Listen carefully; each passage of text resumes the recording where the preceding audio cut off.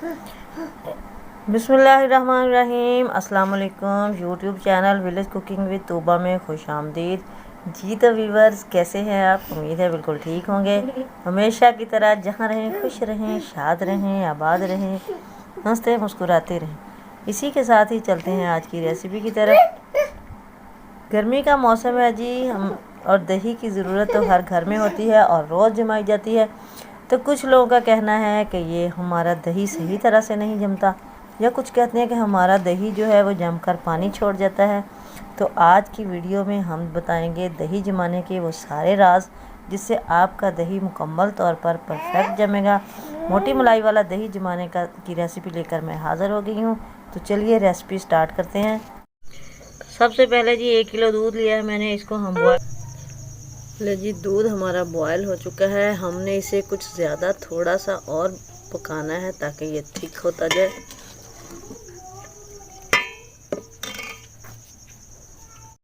तो दूध हम गर्म ही बाउल के अंदर डाल चुके हैं। अब हमने इसे ठंडा करना है।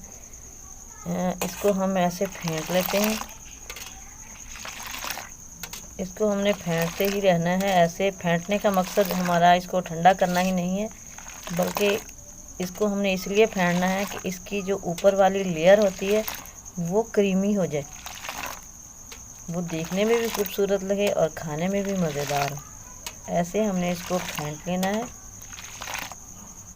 ये ले जी, दूध हमारा फेंटा जा चुका है। इसके ऊपर एक क्रीमी सी लेयर आ गई है, ये देखें। इसको देखना है हमने गर्म है या ज़्यादा ठंडा है। तो इसके लिए अपनी उंगली को इसके अंदर डिप करना है। तो देखते हैं, अगर ये काबिल बर्दाश्त है तो ठीक है, अदरवाइज़ थोड़ा सा और ठंडा कर लेंगे। तो हमारा ये दूध जो है ये परफेक्ट है। इसको हमने जाग लगानी है। बस दरमियान में हमने इसके अंदर 2 चम्मच दही या लस्सी वो ऐड कर देनी है। बस इसी तरह दरमियान में हमने रख देना है, इसको हिलाना नहीं है, तो बैक्टीरिया इसके आगे आगे खुद ही सर्कुलेट होते जाएंगे। तो इसको हमने कवर कर देना है।